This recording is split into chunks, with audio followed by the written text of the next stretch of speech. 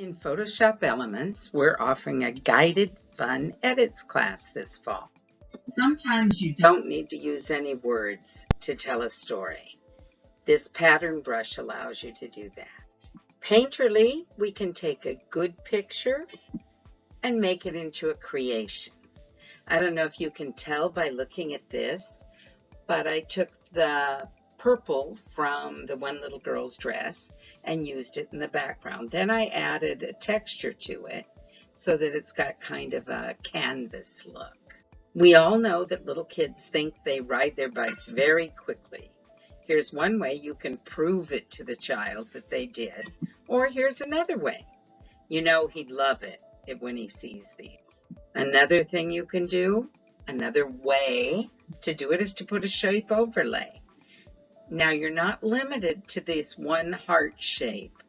There are 72 different shapes that you can use, some better than others. This is a little harder to do, but it's done here in this guided, and you step through it.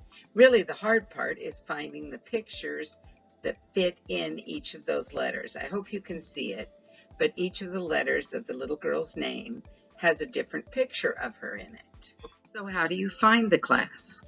Go to the Computers Club website and click on Classes. You will get a list of a whole bunch of classes. Scroll down past the PC classes and the Mac classes till you get to Other Classes.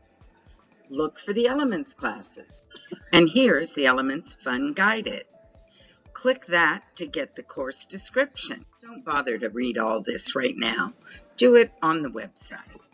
But one important thing to see is that because there are 18 edits, I'm going to allow you to let me know which one you're the most interested in learning, and we'll cover those first.